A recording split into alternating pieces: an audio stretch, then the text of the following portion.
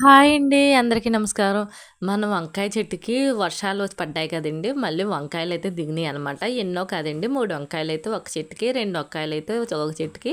ఇయి మొన్న సంవత్సరం వంకాయ చెట్లండి. ఇప్పుడైతే విత్తనాలు వేశాను. ఇప్పుడు చిన్న చిన్న మొక్కలుగా వస్తుంది. మళ్ళీ అయి కూడా ఒక కాపుకొచ్చేటప్పటికి 2 నెలల శీతకాలం తిరిగాక గానీ వంకాయలైతే బాగా దిగవనమాట. ఈ మొన్న సంవత్సరం వంకాయలు కదండీ! చక్కగా వచ్చేసినియి. కాసినయి చిగుళ్ళొచ్చి మోడులు అయిపోయినాయి అనమాట. పీకేద్దాం అనుకున్నాను. ఎందుకులే అని మళ్ళీ ఉంచేటప్పటికి మళ్ళీ మొక్కలైతే బాగా ఎదిగినాయి అనమాట.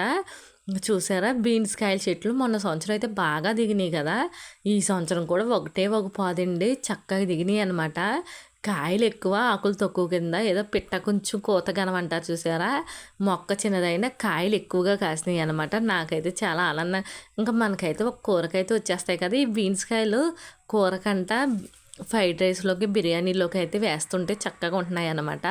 మన క్యాబేజీ ఎక్కువగా ఉండదు కదండీ! ఇలా బీన్స్ కాయలేసుకుంటే చక్కగా ఏదో ఒక ఐటెమ్ వేసుకున్నట్టు వెరైటీగా కూడా ఉంటుందన్నమాట.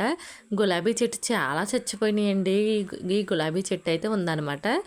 నాటు గులాబీ అయితే ఎక్కువగా ఉంటాయండి. మామూలు గులాబీలు అయితే ఉండవు. ఇంకా పాదులు చూసారా ఎలా పెట్టానో బెండకాయ మొక్కలు గట్ట వర్షాలకైతే బానే చిగుర్లొచ్చి బానే ఉన్నాయన్నమాట. ఇంక శీతగాలి తిరిగాకే వంకాయల మొక్కలేంటి ఏదైనా కాపైతే కాస్తుందనమాట. ఈలోగా వర్షాకాలం అయితే కొంచెం కొంచెం దిగినాయండి. మనం అనుకుంటాం వర్షాకాలమే ఎక్కువ దిగుతాయి అనుకుంటాం. కాదండి శీతగాలి తిరిగాకే కాయలైతే ఎక్కువ కాస్తాయన్నమాట. హాయ్.